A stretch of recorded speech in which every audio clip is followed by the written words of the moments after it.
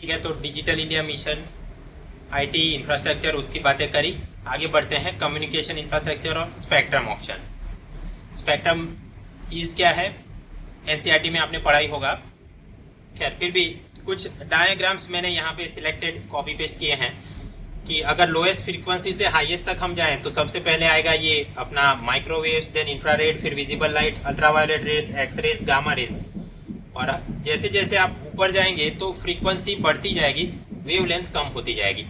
Wavelength क्या होता है, ये दो पीक्स या दो जो भी क्रमिक श्रृंग एंड क्रमिक गत के बीच के जो अंतर है वेवलेंथ, तो ये चीज और एक ये उसके हिसाब से फिर बनता है हर्ट्ज। तो 1 किलो हर्ट्ज में कितने हर्ट्ज होते हैं, फिर मेगा हर्ट्ज, गीगा हर्ट्ज, ये सारे मतलब एमसीक्यू टाइप इंफॉर्मेशन आप घर पे देख लेना। अब यही अपना स्पेक्ट्रम, इसको हम यहाँ स्पेसिफिक में फोकस करूँ 3 किलो हर्ट्ज से लेके 300 गीगा हर्ट्ज वाला पोर्शन, और उसे एक्सपांड में कर लूँ ऊपर, तो हमें पता चलेगा कि इस वाले बैंडविड्थ, इस वाले स्पेक्ट्रम के अंदर और क्या क्या चीज हम यूज करते हैं। अपना AM radio, remote control toys, broadcast, UHF channels, GPS, satellite radio, weather radio, cable TV, ये सारी चीजें किसकी मदद से चलती हैं, ये वाले यहाँ पर रेडियो वेव स्पेक्ट्रम की मदद से। क्या तो शांति से आप घर पे देख लेना और इस हिसाब से कुछ एमसीक्यू में आपको परेशान कर सकता है। एंड थिंग इज कि फ्रीक्वेंसी और वेवलेंथ के बीच इनवर्स प्रोपोर्शन होता है। जैसे फ्रीक्वेंसी बढ़ती जाएगी तो वेवलेंथ कम होती जाएगी। Highest frequency and lowest wavelength किसका होता है, गामा रेडिएशन का, और यूज क्या है, कैंसर सेल को मारने के लिए कीमोथेरेपी में। देन एक्सरे क्या यूज है, मेडिकल इमेजेस निकालने के लिए। अल्ट्रावायोलेट रे 2 काम करता है, एक तो नकली बैंक नोट्स पकड़ने के लिए और दूसरा माइक्रोब्स को मारने के लिए यूवी लाइट्स यूज कर सकते हैं। Then there is visible light, देखने के लिए जरूरी। इंफ्रारेड लाइट, वो अपना बारकोड जो शॉपिंग मॉल में स्कैनिंग वगैरह का काम होता है। उसी प्रकार ऑप्टिकल फाइबर कम्युनिकेशन चलाने के लिए आईआर इंफ्रारेड यूज किया जाता है। माइक्रोवेव का क्या प्रयोजन है, कुकिंग के लिए। और अंत में होता है रेडियो वेव्स, इसके लिए टेलीविजन सिग्नल, मोबाइल सिग्नल्स ये चलाने के लिए। तो मतलब इन सभी के अंदर फ्रीक्वेंसी इसका सबसे लोएस्ट होगा, बट वेवलेंथ सबसे लॉन्गेस्ट या बिगेस्ट होगा। एक और इस प्रकार के डायग्राम की मदद से यही बात। खैर अब वापस आते हैं, अपना मुख्य मुद्दा जो आज है स्पेक्ट्रम ऑक्शन। पुराने एक लेक्चर के अंदर हमने माइनिंग एंड कोल ऑक्शन की बात करी थी कि mines and mineral development and regulation bill 2015, coal mining special provision bill 2015। तो इसके सेलिएंट फीचर क्या थे, इसके अंदर ऑक्शनिंग में केंद्र सरकार, राज्य सरकार, सबका क्या क्या हो रहा था। यही बात अब स्पेक्ट्रम के अंदर कि स्पेक्ट्रम, एक तो ये चीज का नीलामी या अलॉटमेंट या ऐसा क्यों करने की आवश्यकता है। पहली बात, गाड़ी चलाने के लिए आपने लाइसेंस लेना पड़ता है और लाइसेंस लेने के लिए एक परीक्षा देनी पड़ती है आरटीओ में। तो ऐसा क्यों, स्वाभाविक है ड्राइविंग लाइसेंस के लिए परीक्षा देनी जरूरी है ताकि कि आप एक्सीडेंट नहीं करोगे, इतनी कोई थोड़ा सेफ गार्ड बन गया। सेम वे ऐसा कोई मोबाइल कंपनी चलाने के लिए भी लाइसेंस की शर्त रहती है, अदरवाइज नेशनल सिक्योरिटी को खतरा हो सकता है। हो सकता है ऐसी कंपनी, मान लो कोई लाइसेंस या रेगुलेशन नाम की चीज ही ना हो, हर एक बंदा अपना इस प्रकार का टावर नेटवर्क खड़ा करके मोबाइल चला रहा है, एक तो क्राइम में वो करेगा, सेकंड आपका पूरा फोन टैपिंग और उसका प्राइवेट डेटा हो सकता है किसी और को बेच दे। तो for the purpose of security एक तो सरकार ने लाइसेंस देना होगा, और लाइसेंस जिसके पास है ऐसी ही कंपनियां मोबाइल नेटवर्क चला सकती हैं। तो सबसे पहली बात ये कि लाइसेंस चाहिए। दूसरी बात, किसी एक इलाके में किसी एक फ्रीक्वेंसी पे 2 ऑपरेटर, 2 कंपनियां काम करेंगी तो कम्युनिकेशन में इंटरफियरेंस होगा। तो मतलब दूसरा प्रयोजन ये करना पड़ेगा कि किसी ने ऊपर बैठ के बोलना पड़ेगा कि ये एयरटेल कंपनी तो इस वाले रीजन में इस वाले फ्रीक्वेंसी पे आप काम करो, रिलायंस तो आप इस वाली फ्रीक्वेंसी पे इस इलाके में काम करो। अब ये वाला भी किसकी जिम्मेदारी होगी या किसका पावर रहेगा, सरकार का। तो सरकार ने पूरे भारत को 22 टेलीकॉम सर्कल में विभाजित कर दिया है और वहां हर एक को मतलब लाइसेंस भी देना है और स्पेक्ट्रम भी देना है। अब इसकी मदद से सबसे पहले 2G स्कैम, उसके बाद क्या नया किया गया, उस वाली लाइन पे आगे बढ़ते हैं। आप देखिए, अगर ट्रांसपोर्ट सर्विस चलानी हो तो मुझे एक तो ट्रक चलाने के लिए लाइसेंस चाहिए, और दूसरा मैं ये हाईवे यूज कर रहा हूं तो उसके टोल नाके पे वो हाईवे यूज करने के लिए पैसा देना पड़ेगा। 2G स्कैम में क्या हुआ, हमने देखा कोई भी टेलीकॉम कंपनी चलानी है तो एक तो आपके पास लाइसेंस होना चाहिए और दूसरा आपके पास स्पेक्ट्रम होना चाहिए किसी एक इलाके में ऑपरेट करने के लिए। 2G स्कैम या उस वक्त के अलॉटमेंट में काम ये किया गया, जिसने भी मोबाइल कंपनी शुरू करने के लिए लाइसेंस चाहिए तो वो लाइन में लग जाओ, अर्जी डाल दो, first come first serve basis के रूप में आपको लाइसेंस दे दिया जाएगा और इसी लाइसेंस के साथ आपको मुफ्त में थोड़ी थोड़ी स्पेक्ट्रम भी हम दे देंगे। अब आप समझते हैं स्कैम कैसे हुआ होगा कि जिस प्रकार से सिनेमा टिकट जिसको पिक्चर नहीं देखना है वो भी लाइन में खड़ा रह के खरीद ले, he creates an artificial shortage of those tickets और फिर जरूरतमंद व्यक्ति को ऊंचे दाम पे वो चीज बेची जाए। सेम वे यहाँ पर ऐसी कंपनियां जिसके पास टेलीकॉम नेटवर्क चलाने का कोई अनुभव भी नहीं था, इच्छा भी नहीं थी, उन लोगों ने भी लाइन में लग गए, लाइसेंस ले लिया, साथ में मुफ्त स्पेक्ट्रम भी मिल गया और वो सारा सेटअप थर्ड पार्टीज को ऊंचे दामों पे बेच दिया। फॉर एग्जाम्पल शाहिद बलवा, स्वान टेलीकॉम, उसने पूरा ये लाइसेंस खरीदा 1500 करोड़ में और दूसरी 8 सलाड कंपनी को 6000 करोड़ में पूरा सिस्टम बेच दिया। संजय चंद्रा, उसकी यूनिटेक कंपनी 1600 करोड़ में उसने ये लाइसेंस खरीदा, साथ में मुफ्त में स्पेक्ट्रम मिल गया और पूरा सेटअप नॉर्वे की टेलीनॉर कंपनी को 6200 करोड़ के ऊपर के दाम में बेच दिया और फिर ये यूनिटेक और टेलीनॉर मिलके क्या बन गया, यूनिनॉर। बड़ी बात यह है कि इन दोनों में से किसी को टेलीकॉम कंपनी चलाने का कोई अनुभव नहीं है। तो मतलब 2G स्कैम कैसे है, इस प्रकार की कंपनियों को लाइसेंस दे दिया गया और उन्होंने ऊंची दाम में थर्ड कंपनी को बेच दिया। तो इस कारण से ये कंपनी को जो भी विंडफॉल गेन हुआ वो एक प्रकार से सरकार का नुकसान है। नुकसान कैसे कि अगर मान लो सरकार नीलामी करके वो बेचती तो सीधा ही ये एड सलाड या टेलीनॉर आके खरीद लेती और वो सारा पैसा सरकार की जेब में आ जाता। CAG ने रेवेन्यू लॉस का एस्टीमेट लगाया अराउंड 1.76 लाख करोड़ रुपीस। 2012 में इसके चलते सुप्रीम कोर्ट ने 122 लाइसेंस रद्द कर दिए गए। उन सारी कंपनियों का पूरा सिस्टम नेटवर्क उस पर रोक लग गई, बैंकों का नॉन परफॉर्मिंग एसेट बढ़ गया, विदेशी निवेशकों का भारत के अंदर आने में अब वो डरने लगे। तो अब ये 2G स्कैम का ये सारे फॉल आउट थे और उससे बाहर निकलना है तो क्या करना पड़ेगा, नेशनल टेलीकॉम पॉलिसी 2012 को लाया गया। उसके अंदर क्या क्या प्रावधान, एक बात 2020 तक रूरल टेली डेंसिटी बढ़ा के 100 कर देंगे, मतलब हर एक के पास एक एक नेट कनेक्शन तो होगा ही।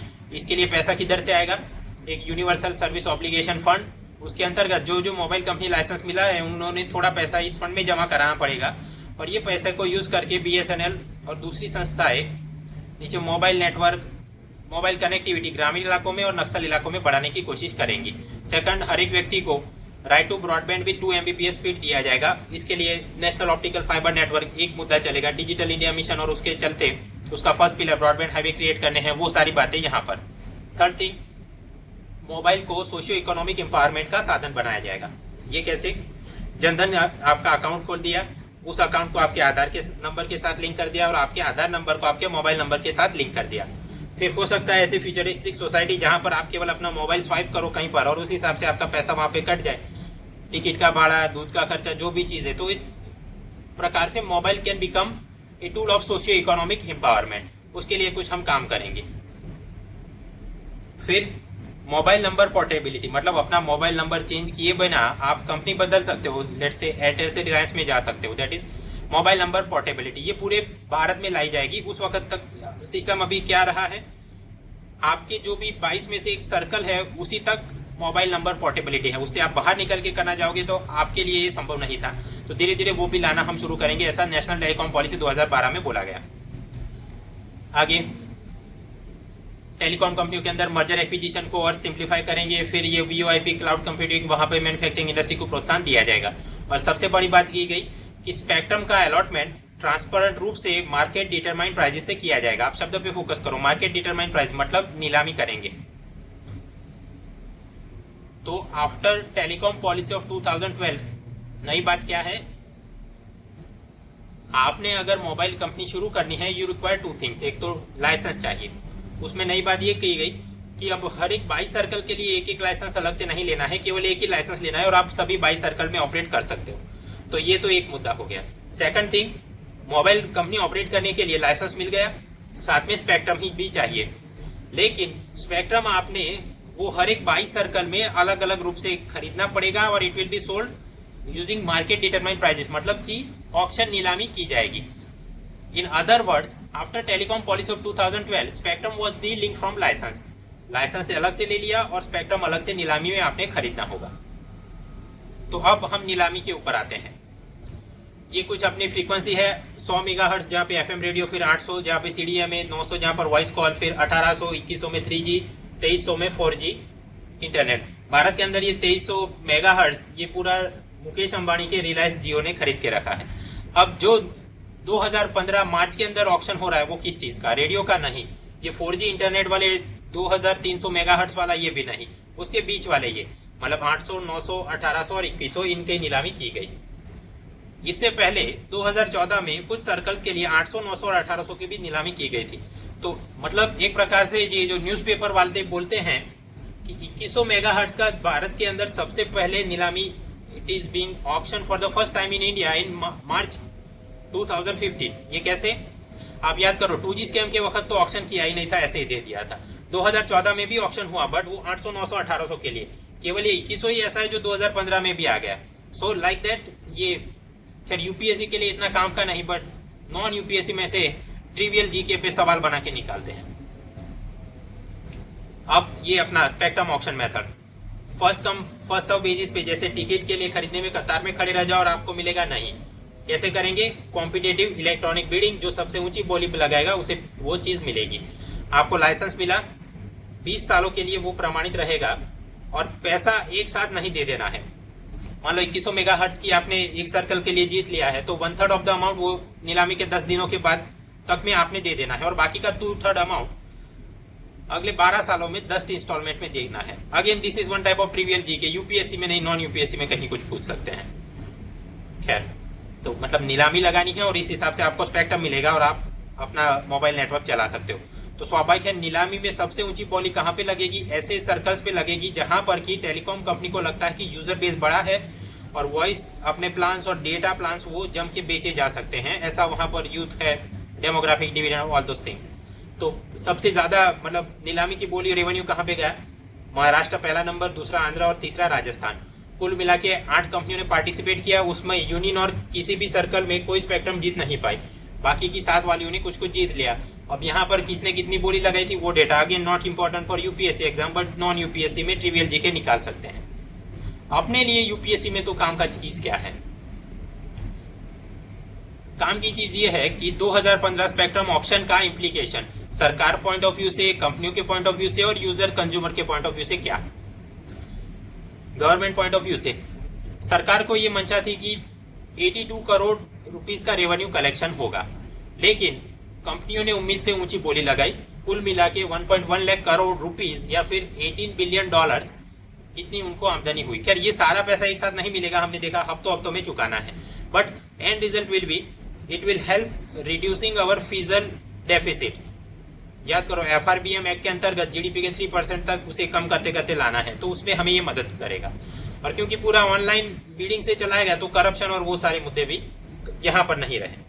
कंपनियों के पॉइंट ऑफ व्यू से कुछ अच्छा हुआ, कुछ बुरा रहा। अच्छा ये कि कॉम्पिटिटिव बिडिंग हुआ, ट्रांसपेरेंट काम हुआ, तो अब कोई सुप्रीम कोर्ट में जाके पीआईए लगाए और वापस अपना लाइसेंस कैंसिल हो जाएगा और इन्वेस्टमेंट पूरा खड्डे में चला जाएगा, वो सारी समस्याएं नहीं।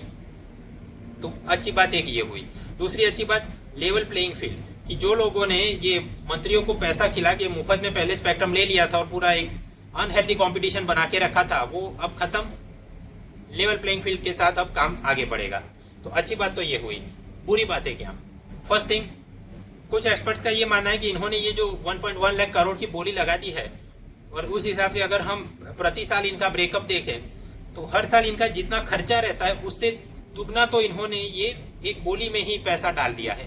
सो in a way it could lead to the same issue. वो ओवर लेवरेज कंपनी आप याद करो कि अपनी चादर से ज्यादा उन्होंने टांग पसार के रखी थी, कहीं से उधारी में पैसा ला लिया और फिर हमारा पूरा रिकवर हो जाएगा, बड़ा प्रॉफिट हो जाएगा। ऐसा ही कुछ यहाँ पर भी हो सकता है और नॉन प्रॉफिट एसेट्स बढ़ सकती है। ये सारे मुद्दे कुछ एक्सपर्ट्स का मानना है। सेकंड थिंग, अब क्योंकि इन्होंने इतना सारा पैसा यहाँ पे डाल दिया है स्पेक्ट्रम खरीदने में, उसे रिकवर कैसे करोगे? मुश्किलें आएंगी। पहली बात, वॉइस कॉल के अंदर तो आप एक हद से ज्यादा दाम बढ़ा नहीं सकते। दूसरा, जो इनकमिंग फ्री है तो अभी वापस उसका हम पे नहीं करवा सकते, तो मतलब वॉइस कॉल में तो अब वो कुछ कर नहीं पाएंगे। तो सारी फिर वो फोकस रखेंगे पैसा रिकवरी का ऑन डेटा प्लान। मतलब ऐसा भी नहीं कि 150 रुपए का डेटा प्लान था उसका 300 कर देंगे, बट उसका उल्टा कि 150 रुपए में जो 30 दिनों तक आपको लेट से 1 GB डेटा मिलता था, तो आप बोलेंगे नहीं केवल 20 दिनों के लिए 1 GB नहीं केवल 600 MB डेटा देंगे। तो अगर इस प्रकार से इन्होंने डेटा पैकेजेस महंगे करके पैसा रिकवर करने की कोशिश की, देन अपने डिजिटल इंडिया मिशन और वो डिजिटल डिवाइड कम करना है, उसमें समस्या आ सकती है। And that leads to our third point, consumer point of view से क्या। कंपनियों के रूप में तो हमने देखा ट्रांसपेरेंसी अच्छा है और बुरा क्या ज्यादा खर्चा हो गया। कंज्यूमर में क्योंकि इन कंपनियों ने ऊंची ऊंची बोलियां लगाई हैं, तो एंड यूजर पे वो सारा फिर बोझा डाला जाएगा और इन्हें ज्यादा पैसा देना होगा। सबसे ज्यादा मार पड़ेगी माइग्रेंट वर्कर्स को, क्योंकि वो घर पे फोन करते हैं तो प्रत्येक महीने उनके बिल मतलब पूरे खर्चों में से 10% तो इसी में निकल जाता है, तो उन पे सबसे ज्यादा इसका बोझ रहेगा। बट हो सकता है कि सर्विस क्वालिटी और इम्प्रूव हो जाए, क्योंकि अब बहुत ज्यादा इन्होंने खर्चा करके पूरा स्पेक्ट्रम खरीद के रखा है, तो जो मतलब कच्ची कंपनियां थी वो सिस्टम से निकल जाएंगी और दमदार कंपनियां वो आगे बढ़ेंगी। लाइक दैट कुछ एक्सपर्ट्स ये जस्टिफाई करने की कोशिश कर रहे हैं। तकलीफ, अगर किसी कंपनी को स्पेक्ट्रम नहीं मिला और फिर भी उसने उस सर्कल के अंदर ऑपरेट कुछ करवाना है, कॉल वगैरह डाइवर्ट करवाने हैं, तो जिस कंपनी के पास लेटर से यूनिनॉर के पास गुजरात का कोई भी स्पेक्ट्रम नहीं है और यहाँ पर उसके यूजर ने कोई एयरटेल वाले पे डायल किया, तो इंटरकनेक्ट चार्जेस लगाए जाएंगे। तो मतलब ये ऐसी कंज्यूमर्स को भी इंटरकनेक्ट चार्जेस के रूप में और कुछ परेशानी हो सकती है। बट उसका काउंटर आर्ग्यूमेंट ये भी बोल सकते हैं कि क्योंकि मोबाइल नंबर पोर्टेबिलिटी होगा, तो अगर आपको ये लग रहा है कि इंटरकनेक्ट चार्जेस के नाम पे या XYZ के चलते मजा नहीं है इस कंपनी के साथ, तो उसे छोड़ के आप कोई दूसरी कंपनी में भी जा सकते हो। खैर, तो मतलब स्पेक्ट्रम ऑक्शन 2015, उसके इम्प्लीकेशन सरकार को मजा है क्योंकि फिजिकल डेफिसिट कम करने में वो काम में आएगा। कंपनियों को मजा है क्योंकि ट्रांसपेरेंसी, सुप्रीम कोर्ट से अब लाइसेंस कैंसिल होने का डर नहीं है। तकलीफ उनको ये हुई कि ज्यादा पैसा लगा दिया और रिकवर कैसे करेंगे। कंज्यूमर पॉइंट ऑफ व्यू से by default the point is कि सारे प्लान वगैरह महंगे हो जाएंगे और उसके चलते डिजिटल इंडिया मिशन और वो सारी बातों में तकलीफ आ सकती है। खैर, स्पेक्ट्रम ऑक्शन की कुछ बातें करी, अब बैकएंड में थियरी देख लेते हैं। ट्राई 1997 में telecom regulatory authority of India act के अंतर्गत ये एक प्रकार की स्टैट्यूटरी बॉडी है। इसका चेयरमैन 3 साल या 65 years which ever is earlier, इतना इसका कार्यकाल रहता है। कोई भी बंदा चेयरमैन नहीं बन सकता, कुछ स्पेशल एक्सपीरियंस चाहिए। Telecom industry finance law account यहाँ पर, साथ ही 2 part time 2 full time member भी रहते हैं और उनके पास भी ऐसा कुछ अनुभव होना चाहिए। ट्राई का काम क्या है? ये स्पेक्ट्रम ऑक्शन, लाइसेंस फी, फिर ये 20 साल 10 साल कितना टेन्योर होना चाहिए, ये सारे मसलों पे वो सरकार को गाइड करती है। पब्लिक सेक्टर की और प्राइवेट टेलीकॉम कंपनियों के बीच लेवल प्लेइंग फील्ड बना रहे वो देखती है। और एक बड़ा काम देखती है कि कंज्यूमर प्रोटेक्शन ओवरऑल कैसे, कि सर्विस क्वालिटी नॉर्म्स क्या होना चाहिए, SMS का ये टेलीमार्केटिंग के कॉल नहीं आने चाहिए। तो अगर आप 3G प्लान बेच रहे हैं तो इसका मिनिमम इतना स्पीड होना चाहिए। इस प्रकार से वो कंपनियों को उस पर कंपल्सन डालती है कि आप अपने परफॉर्मेंस मॉनिटरिंग रिपोर्ट हमको दो, और उस हिसाब से वो फिर आगे काम करेगी। तो कंज्यूमर प्रोटेक्शन, कंज्यूमर सर्विस के हितों का देखने का काम भी ट्राई करती है। 2005 में यूपीएससी ने MCQ पूछा, इनमें से करेक्ट स्टेटमेंट आपने फाइंड करने हैं। फर्स्ट इज, भारत में 1 लाख से ज्यादा पोस्ट ऑफिस हैं। दूसरा, BSNL की 97 में स्थापना हुई। तीसरा, ट्राई की 2000 में स्थापना हुई। Answer choices are 1, 2 and 3, only 1 and 2, only 1 and only 3। जवाब इसका है ओनली 1। खैर, ये क्या है? एक प्रकार का ट्रिवियल जीके टाइप हो सकता है, आप गेस्टिमेट करके जवाब निकाल सको, बट लाइक दैट बहुत सारी अलग अलग निगम वगैरह हैं। खैर, अब क्योंकि एप्टीट्यूड 33% हो गया, तो स्वाभाविक है इस प्रकार का जीके भी जो भी 1 आध 2 सवाल परेशान कर जाए, अगर समय है, आपके पास मूड है, तो दमखम लगाना पड़ेगा। और आपको ये पूरा मुद्दा माल कहाँ से मिलेगा? इंडिया ईयरबुक से। फॉर एग्जाम्पल, रेलवे या एविएशन के नीचे कितने पब्लिक सेक्टर अंडरटेकिंग है वो मैंने पहले आपको लिस्ट दिया था। Same way department of telecom के अंडर कितने पब्लिक सेक्टर अंडरटेकिंग है, पेज 217 पे आपको माल मिल जाएगा, वो देख लीजिएगा। और कुछ पढ़ना है। Chapter 8 communication and IT। 3 department है, postal, telecom and IT। IT के अंदर बड़ी बात क्या है? Digital India mission. टेलीकॉम में बड़ी बात क्या है? Spectrum auction. पोस्टल डिपार्टमेंट की कुछ चर्चा नहीं हुई। स्व अध्ययन में आप क्या देखेंगे? ये चैप्टर 8 और उसके फर्स्ट पेज से ही ये आपको मिल जाएगा। पोस्टल डिपार्टमेंट की हिस्ट्री की, कौन से वाइस रॉय या गवर्नर जनरल ने इसकी शुरुआत की, फिर किसने वो पोस्ट मास्टर की पोस्ट क्रिएट की, और आगे चल के वो जो भी पोस्ट ऑफिस बैंक या पोस्ट ऑफिस सेविंग स्कीम, वो पूरा क्रोनोलॉजी वाला मुद्दा। हो सकता है कुछ फैक्ट आपको यहाँ से ना मिले, तो वो स्पेक्ट्रम राजीव आहिर की किताब, उसके अंत में आपको दिया गया कि हर एक वाइस रॉय और गवर्नर जनरल का क्या क्या योगदान था, तो आपको वहां से भी मिल जाएगा कि पोस्टल डिपार्टमेंट या XYZ थिंग किसने शुरू करवाई थी। एक और मुद्दा रहता है philately, that is stamp collection. 2014-15 में culture, religion, freedom struggle, environment related जो जो स्टैम्प्स इशू किए गए, और तो उनका क्या लिस्ट था, और वो हर एक स्टैम्प के साथ साथ पोस्ट डिपार्टमेंट वाले इस लिंक के ऊपर उसका ब्रोशर भी अपलोड करते हैं। फॉर एग्जांपल ठंगा पेंटिंग्स, तो वो बुद्धिस्ट पेंटिंग्स है, फिर उसका कौन से हीनयान मायन के साथ उसका है संबंध, थर्ड कौन से राज्यों से वो प्रचलित है, वो सारे मतलब बैक एंड में कल्चर या जो भी MCQ बनाने हैं वहां से आपको माल मिल जाएगा। तो इस लिंक पे आप जाइएगा और जो भी culture, religion, freedom struggle, environment related ऐसे स्टैम्प इशू हुए थे और होने वाले हैं, उसका कुछ नोट्स बनाते रहिएगा। और जनरल स्टडीज पेपर 2, वहां पर कि vulnerable section of the society और उनके लिए सरकार क्या कर रही है, तो अलग अलग सोशल सेक्टर स्कीम चला रही है और उसे नीचे लागू करने में पोस्टल नेटवर्क का क्या महत्व है, पेज 176 पे आपको माल मिल जाएगा। फिर ये प्रोजेक्ट एरो कौन से साल से शुरू हुआ, क्या उसका प्रयोजन है, ये फिर speed post, IMO, express parcel, ये अलग अलग क्या क्या सुविधाएं होती हैं, इन वाले पेजेस से आपको मिल जाएगा। खैर ये प्रोजेक्ट एरो और अलग अलग पोस्टल सर्विसेज UPSC के लिए मैं इतना महत्वपूर्ण नहीं समझता हूं, बट नॉन UPSC में आपको पूछ सकते हैं, तो देख लेना।